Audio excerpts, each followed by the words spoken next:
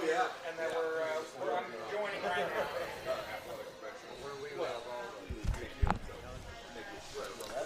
What is up, everybody? We're out here at T-Line, Ken and I, with the boys from the zone across the way. It's a party like no other. We're watching the Olympics, and we're going to be doing some curling later. Ken, I don't know if I'm going to be able to do curling unless I got gloves on, man. I don't got any gloves. I didn't bring any mittens. I didn't bring any mittens either, Brother Chad. This place is awesome. We were just talking about it earlier. It is. It's part sports bar, part Dave and, like that Dave & Buster's kind of got that feel where there's games. You got the great bowling, but then the curling. Man, that looks so much fun. It looks cold, too. It does. There's our kind of curling right there, a little bowling. Yeah, my kind of curling is lifting a beverage to my mouth and some delicious food, too. And they have both. They do. They've got lots of that. Yeah, we're going to be doing that here in a little bit. Ken ordered himself a nice adult beverage called water, and I got myself an iced tea. So if you're just joining us, young Jackson is trying to get the everything up and on the video as well. You guys got to come check this place out. We have so much stuff to talk about today. Ken, do we know for sure what was shot down yesterday or not shot down over El Paso? A balloon. Was it a balloon? Is that what we're going with now? That's what I heard this morning was a balloon. Okay.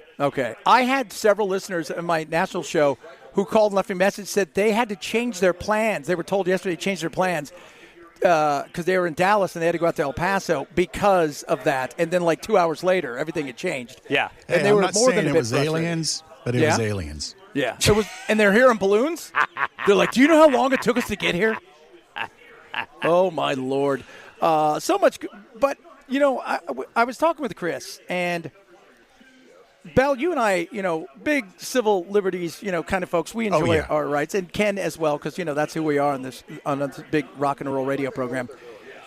The thought process of every camera you have looks at us. We kind of know it, but we don't. And one thing that was noticed this weekend, I don't know if you guys saw the Super Bowl, Ring did a commercial about how many dogs that they find every year. Oh, yes. So Ring does this commercial. They make it seem like it's nice. Right? First of all, they find a dog a day. 10 million go missing. You're not batting 1,000 there. But they use it because even if you're not hooked up, you've got a Ring, even if you don't pay for the subscription or whatever, they can still turn your camera on in search of the dog. And my entire thought process is we have opted into giving up all of our rights of privacy. That is what it sounds like, Brother Chad. That's terrifying. I've got a camera in front of me. What do they always tell you? Make sure you put some over your camera, at night. Right. It is scary to think that is going on, but man, it is. And it is, yes, something good may come of this as far as finding her, although I'm not quite sure because they don't have a tent in the backyard, which is usually very ominous. I don't think they're looking, hey, we think we found some pottery from, the Puebla. I don't think that's it. But the fact that Nest is always watching you, Blink is always watching you, any of those places, Ring's always watching you is crazy. But it's not just the watch, too, because they've also got microphones.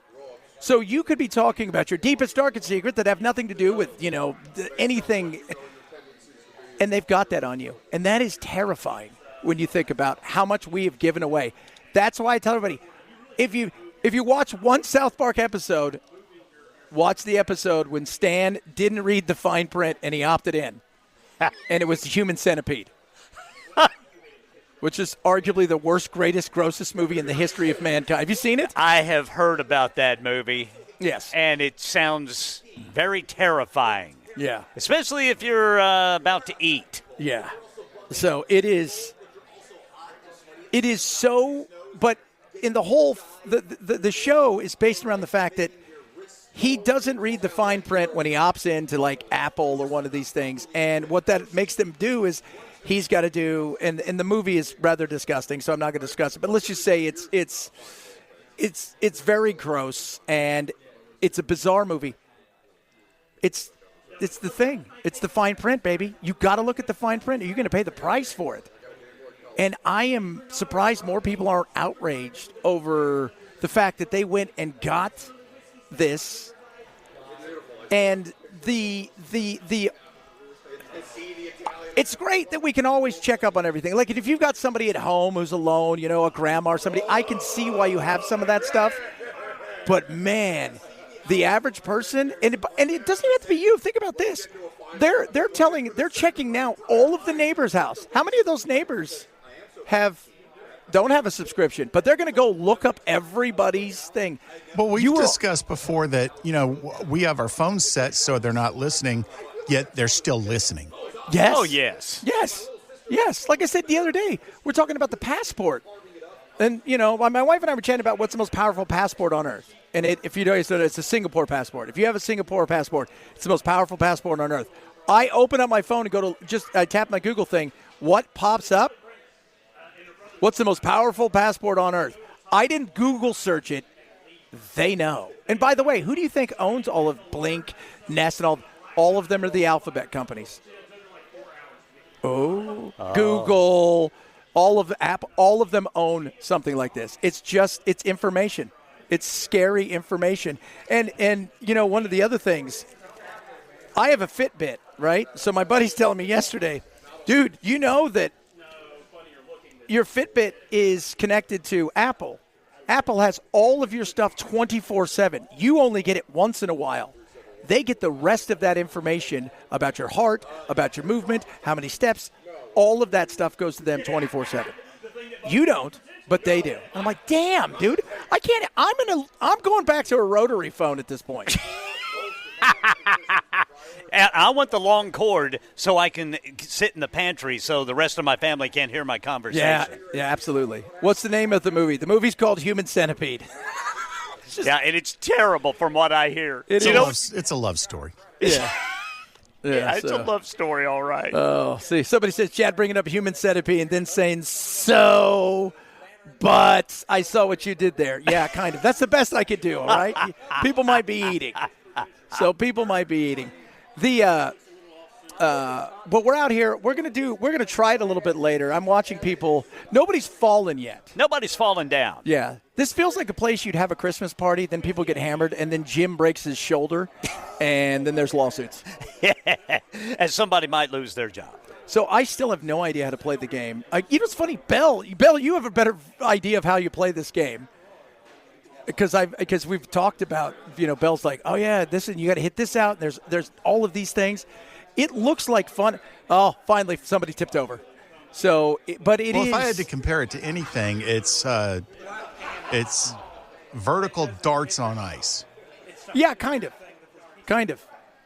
Google owns Fitbit. That's what somebody told me. Yes, they do. They're all, because you know what? The number one data, if you ask anybody what they search for in today's world, the number one data isn't your Social Security. They get everything from your all your medical stuff. That's what they're chasing. It's just we are now in this bizarre world where we've given up, and we've opted in many cases. And for us guys, right, we're the Gen X generation. We like our civil liberties. We like this stuff. We grew up at a different time. The younger generation has only grown up in a world where the camera's on the front of the phone and everything is connected and they're being filmed all the time and they're okay with it. This is all they know. This is all they know. This is it. I mean, this is all they know. So a lot of stuff to get to today besides that. Again, we'll talk a little bit more about that. Obviously, the Epstein stuff. I don't even, the fact that Trump came out and said, I think she did a good job. I'm like, I don't know if you were, what? You Pam Bondi? The number one, I was telling Ken, the number one meme going around today is, but the Dow's at 50,000. So people are doing stuff where they're coming home and their husband or wife's confronting them, being having an affair, and they're like, but the Dow's at 50,000.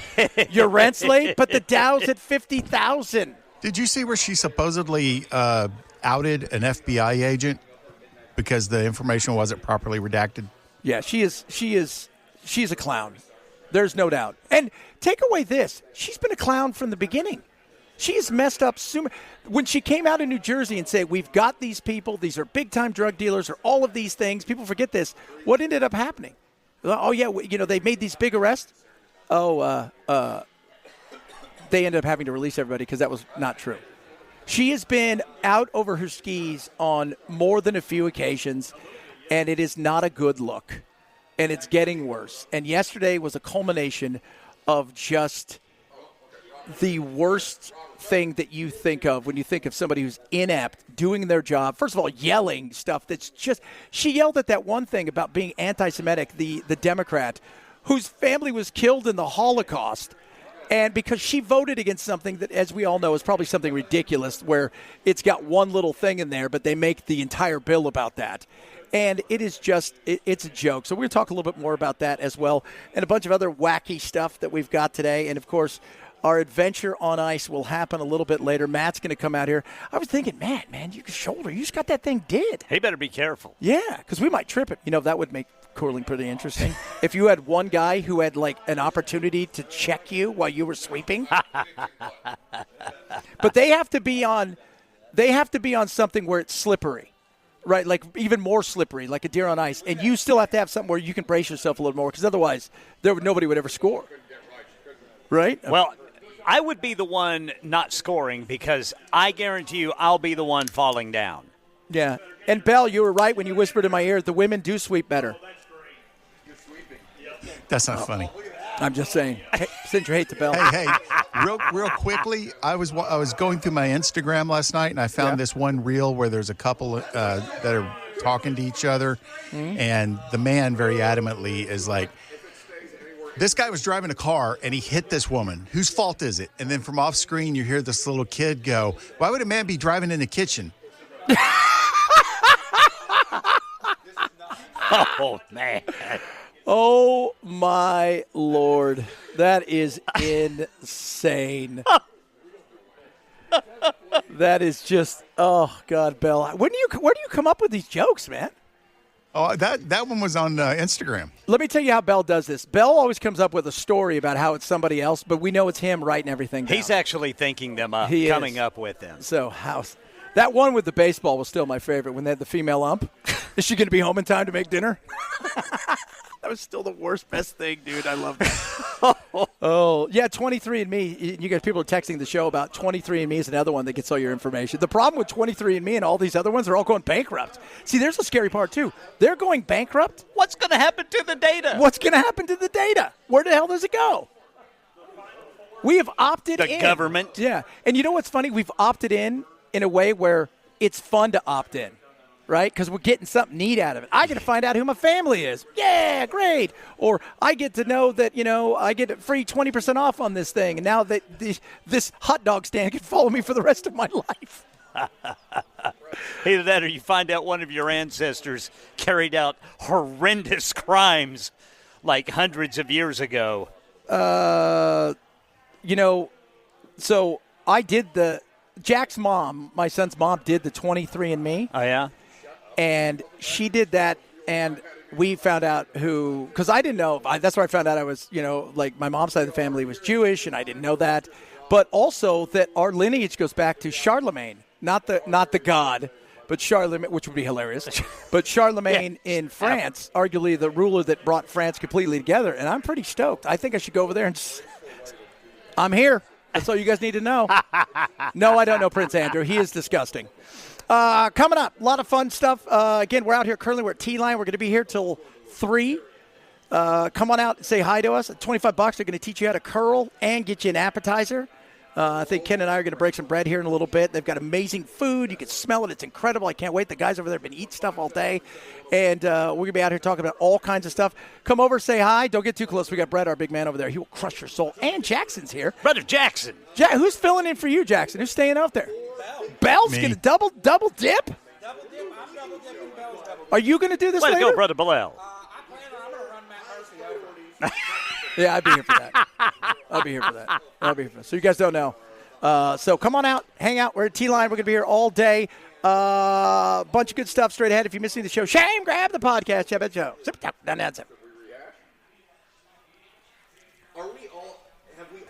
Canceling classes. What are you doing? These kids need to get their learn on. School's out for winter. I want to know, I've got some stuff I wanted to pull up today, but because we're out here, some audio about some of the bills they're trying to get through, which are, again, interesting. But some people asking for accountability of, like, where's all this school vouchers? Is it mostly well-to-do kids that are taking advantage of this?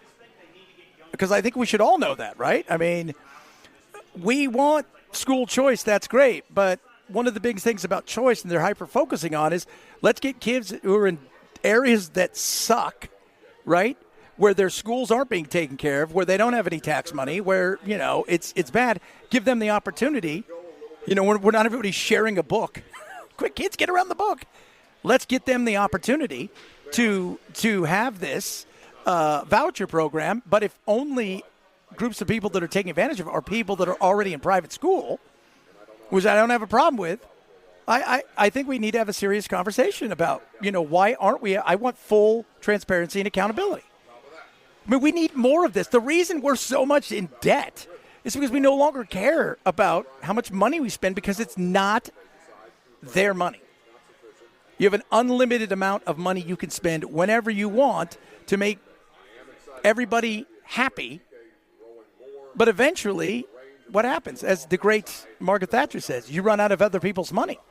Well, we just keep printing, and we don't do that here. We don't have special Tennessee bucks, which would be hilarious. So I would like to see, where is that accountability? Because we need to know exactly. Because what happens is when you don't have that, you become like when I was in Arizona, and what ended up happening is only the wealthy were taking advantage of it. Only the kids were in private school, and not only did that happen, but then they spent way more than they thought they were, which is, something that we don't want. We want to make sure that it stays in a lane that is sustainable, but gives people the opportunity for them to, to be able to, go and get these vouchers and use them correctly. So, but, several of you guys have chimed in. One of you guys asked me about, well, you weren't, you didn't yell at Afton Bain when she was crazy. I'm like, when? If she was on the house, I wasn't here when all that stuff was going down with Justin Jones and all that stuff. I wasn't here for that. But, yeah, I yelled at everybody on that one for that insanity of what they went through and the screaming and yelling. But yeah, if Afton goes up and says insane stuff like the Dow is at 50,000, I would say that is clownish. That is clownish. And by the way, let's not forget, Pam Bondi is the top cop, right? She is the AG. The Dow is at 50,000. That's great, ma'am. The question was, what do you want for dinner? Yeah, but yeah. I mean, there are some things that the joke stuff that's out there. There was one lady who was pretending to be a waitress, and somebody had asked her a question, and she'd start yelling at him and say the Dow's at 50,000. Because it's become, that's the meme of the year, which is not good considering the position you have and what was going on. That was an epic failure. It was an epic failure, and if they keep failing like this, it's not going to be a trickle or even a nice flow in the midterms. It's going to be a tsunami. And you're not, and when you start losing the Sean Ryans and a lot of these guys, you've lost the flagrant guys over there, Schultz and them. Once you start losing them, you lost Tim Dillon, right, who also was there. You've lost a lot of these people who were important in getting Trump over the line.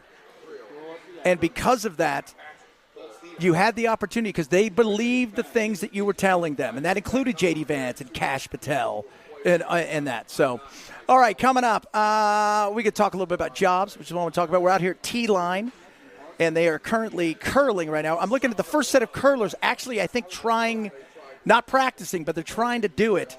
That'll be Ken and I later on down there. But it's interesting. It does.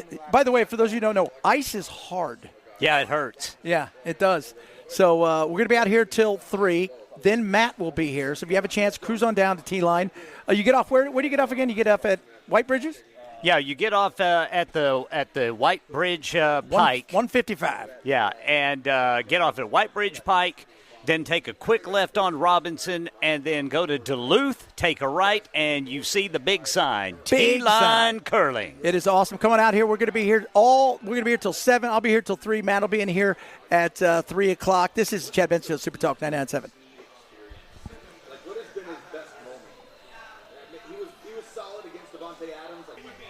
Dun, dun, dun, dun, dun, dun. Sports of the program is brought to you by NCAA National Certified Alarms. No long-term contracts. License number 645. Yesterday, the jobs report came out. Everybody was celebrating that, as you should. 130,000 jobs, not bad. Did you see what they revised last year's down? 900,000 less jobs. And you hear stories about, like, well, people, well, it's tough out there to get jobs. It's tough. And you hear a lot of people going, it's not tough to get a job. It's not tough to get a job. I was surprised. I was watching this thing. They've got a new thing now called reverse recruiting, because AI is living in the world of your recruitment when you send any kind of resume now. And so people are paying recruiting companies, get ready for this, $1,500 a month on average, and 10% of their first year salary to try to get a job. Goodness. And I was like, wait, so you're out of a job, but you want me to pay you. And what they guarantee you is you will have a job within 3 months. You get all your money back. But listening to these people, they say that for every 100 emails, out like for recruiting, whatever it is, your resume, whatever application you fill out, for every 100, you may get one interview out of that. And obviously, these are not jobs where you go down to like Burger King or somewhere like that. Right, I mean, these are big corporate jobs, and AI is filtering out so much stuff. So one of the other tricks that is being done out there, and I found this fascinating, is white out your portion of your resume. So you put your resume out there, okay? Then you go to the job listing and you copy it. You put it at the bottom of your resume, the job listing, and then you white it out so they can't see it. But the AI will be able to pick up certain words, which will push your resume to the top. Interesting. How do you white it out? I'm not a nerd. I would disagree. No, there's something you can go online and see. It's just very fascinating because that's what people are trying. They're trying everything. And AI is the new gatekeeper when it comes to resumes. People, you're going to have to go back and do old school ways of resumes. Hey, Bell, you worked in the music industry. What crazy stuff did bands try to do to get noticed? Oh, it was one extreme to the other. I mean, weren't they all worshiping Satan? Well, no, that was just the late 80s. Oh, okay. And it turned out Satan wasn't really helping out a lot, so they kind of kicked him to the curb.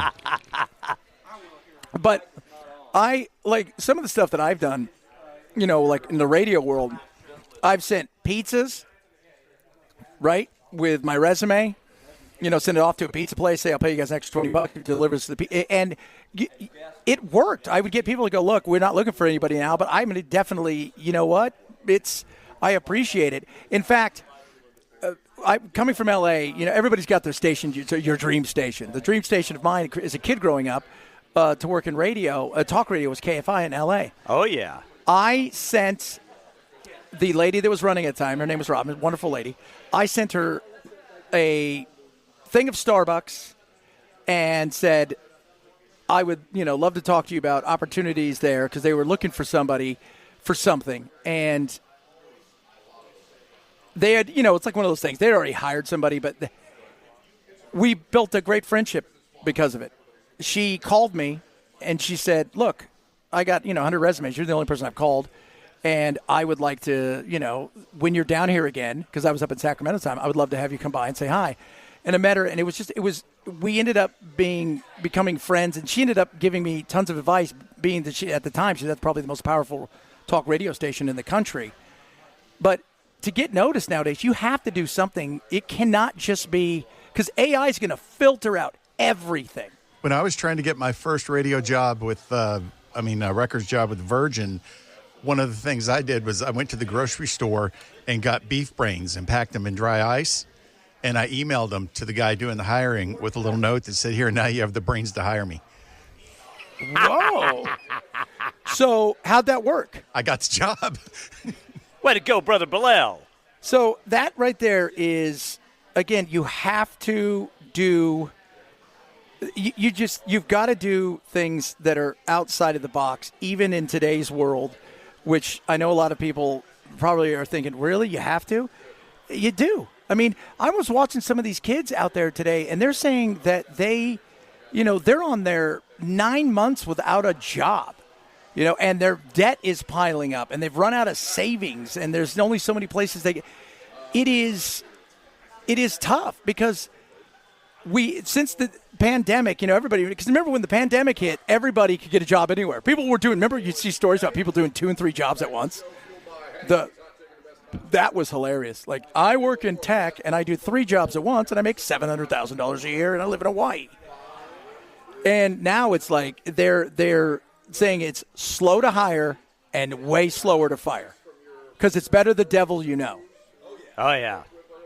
That's the thing, too. It's the better do we want to hire somebody that may upset the apple cart? Is this, or we're going to have to train and we're not going to keep? So they're just, we can deal with some people's failings if we have to. So it is it's crazy. Get a lot of text about this. I'm telling you, getting a job is the job you want. Well, that's true. But it's also, if you go to school and people are like, well, it's the job that you want. Yeah, I mean, you can get a job, right? Like most people, you can go work at McDonald's and stuff like that. Or, I'm not saying it's not hard, but you can go to fast food or any of those things. But if you've got a degree, and these are people, some of them that still have their jobs, like doing part-time, driving for Uber and any of these things, they can't get in the corporate door. They're 9 months, a year out. Some of them are like, we haven't even got an interview, which is crazy. I mean, that to me is insane. What's the longest you've gone, Ken, without having when you were in radio, and have you always continuously worked? Between radio? Yeah. I want to say I went at least a year not working in radio before. No, wait a minute. I'm going to have to say 2 years. The longest I went was 2 years before I got back into it. And really the reason I got out of it is I just wanted to move to Oklahoma City and party with my friends. How old were you? I was 19. 19? Yeah. Ew. And then I got back into it. That's not bad, though. So that's not a bad situation. You were 19. I didn't always make great decisions. No, you're not supposed to make great decisions. Great decisions are, especially first of all, if you're making great decisions at 19, you, sir, are well ahead of the game. Well, and I wouldn't have made straight A's in the School of Hard Knocks. No. Though that's how you learn, School of Hard Knocks. That's the way you do it. That's the way it's did, my friends. But the whole reverse recruiter thing, you get 10. So if you get a job for $60,000, I'm just going to use regular numbers, $60,000, and you're paying them $1,500. Let's say it takes 2 months, so that's $3,000 off the top, and you owe them $6,000. So basically, you owe them $9,000 of your $50,000. You're not even making $1,000 a week. No. That's I don't know why you would do that. Yeah, like if they're going to go get you a job, or we guarantee we're going to get you a job that's going to pay you $500,000, like, okay, right? It's a certain skill set. But, like, I have an agent. Hi, Heather. She's amazing. Hello. Heather doesn't say, Chad, you have to pay me all this money, and then when I get you a job, I'll take more of it. That's not the way that works. That's nuts. That is nuts. Crazy. You just send a stripper? You can't see. This is old school radio. You know this. You could do that in old school radio. Yes, you probably. You could send one of the little fellas over there dressed as a dwarf and deliver it, and you could get away with it. Today, they would definitely. We can never hire this person. He's already in trouble. He's got low moral fiber. Lots of. Hey, Ken, somebody wants to know. I think it was Sally. Why this area is called the Nations? I don't know. I don't know why it is, but my wife and I discovered it a couple of years ago. I mean, it's always been here, but we discovered it because we like to go to breweries and places like that. And it's got a lot of neat breweries and places to eat, couple of stores around here where you can pick up some vintage vinyl and things like that. Yeah, it's a real cool area. It's a cool area. It's like they're gentrifying it, so Yeah, you know but what that means. Well, this is the neighborhood, remember, where the city councilor decided to go ahead and let the skinny houses be built, That's right. Or no, it's rezoned now where they're going to be putting a bunch of apartment complexes and things And like normally that. where they would have it just a home. It would just be single-family things. homes, and he apparently went against the wishes of his constituents, and now they're trying to get him kicked off the council. We were always trying to get somebody kicked off the council. What's the process of getting you kicked off the council? Probably as difficult as it is to kick off the NES CEO. Which is apparently impossible. Which is politics. Because the thing is, they all have each other's back. It shouldn't be that difficult. You just lock her door. Like they did George Costanza at Play Now. All you got to, you know what? Stop paying her. We fixed the problem. Tell them there's staplers down. The stapler's downstairs. The stapler. We're going to do the stapler. Okay, but I'm going to have to burn down the building. That was so awesome what he did. Not awesome that you burned down the building. That wasn't awesome. That's not good. Okay, people, don't think that that's a good thing. Bell, somebody said you just have to change the font to white and then white it out. Oh, okay. Well, that makes sense. Nerd. Yeah, I didn't say that. Yeah, the No, text I was color calling to them white. a nerd. I mean, I didn't know they had white font because I only ever use white paper. So me using white font and typing something would be kind of silly. So you mean everybody's going to go back to the old school way of like mailing your resume to somebody? I think that's the best way to do it. Walking in and handing handing it to actually talking to somebody. Talking to a human being, because you know what? First of all, that's going to scare the crap out of them, but then they're going to remember you. Or they might think this person could be a shooter.